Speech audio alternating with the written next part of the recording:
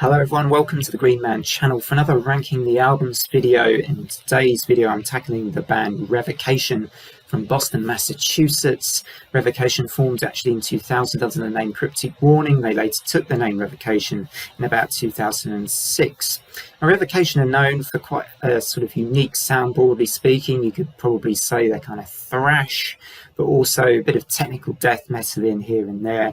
But something they feature, quite a multitude of styles within that broad, technical kind of thrashy metal bracket that they have. There's bits of jazzy interludes here and there in their guitar passages, and all sorts of things that you can enjoy when you listen to a Revocation album. They're also pretty prolific. They put out an album kind of about every 1 to 2 years. In fact, the longest gap was probably since their last album in 2018 with their release of The Outer Ones 3 years ago.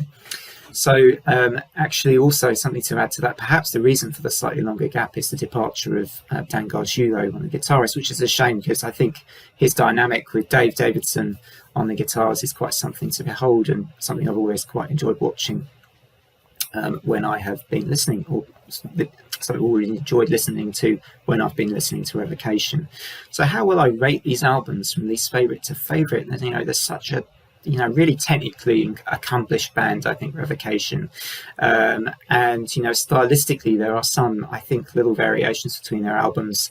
It may depend, how you rank these may depend on whether you like a more visceral, groovy kind of Revocation or something which is, much more kind of fast and really technical and really challenging to listen to. So it may depend on your kind of personal preference when it comes to how you rate or rank the Revocation albums, and it's the same for me as well.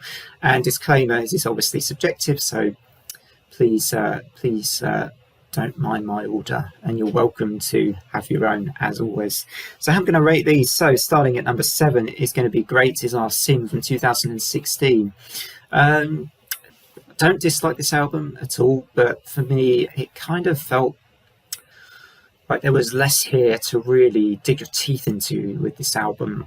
I found some of the tracks, I don't want to say they were predictable as such, but they didn't feel as kind of adventurous or as interesting for me as some of the other tracks that we hear on other Revocation albums. Overall, wasn't left with a feeling that I wanted to return to this album a lot.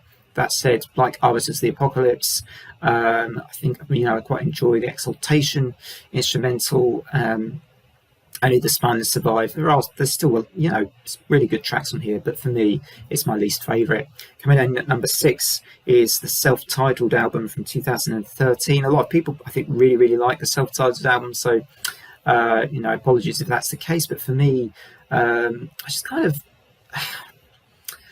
felt like, even though there was some really, really, really quite intricate stuff on here that I did quite enjoy listening to and digesting, I just couldn't quite latch onto this one as much, and it's perhaps a slight mystery why, but wasn't kind of not always as keen on the kind of punkier stuff they do sometimes as well, and there's a certain sort of sound I think on here sometimes which I'm not quite as keen on as my style of Revocation maybe, although I really like tracks, like I think Archfiend, I think it's Scattering the Flock as well is a really cool track that I revisit sometimes.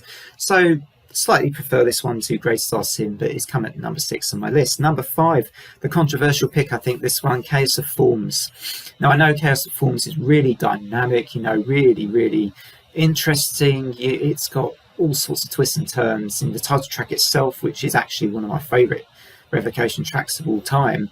Absolutely love that outro on that track as well. But Cursive Forms overall for me, I just find it's kind of pretty skittish, but to the point where I kind of lose a little bit of interest at times in this album until I'm going through it personally. Possibly not the case for yourselves, obviously. But yeah, for me, Cursive Forms comes at number 5. Number 4, their most recent release, The Outer Ones from 2018. And really enjoy some of the groove on this album. I do like a bit of groove in my metal, and there's no question that there's quite a lot of this on here. I'm thinking of the title track again for this album, the really awesome, almost slightly Meshuggah-like finish, as it drops in that, the guitars drop and get lower and lower in tone. as you get towards the end of that particular song. And there's quite a lot of other good stuff on the outer ones, which I really like. I'm thinking of other Unworldly Origin. Blood Atonement's a really interesting track, kind of bluesy, a little bit jazzy. Do really like Vanitas, that sick riff in Vanitas, which is awesome. Absolutely love Vanitas. So coming up next, number 4 we were on. So number 3 for me is Deathless from 2014. Now, maybe not many would rate this as highly as some of other Revocation's discography, but for me, I really like Deathless. I think it's kind of got, slightly more accessibility perhaps, but I really like the hooks in this album, the stuff that's going to make you come back to it. Absolutely love Witch Trials. I love listening to that. Saw them play it live as well as their I think it was their last song, their closing song.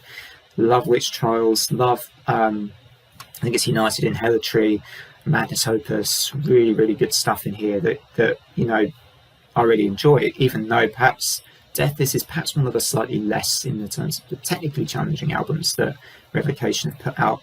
Now it brings me next onto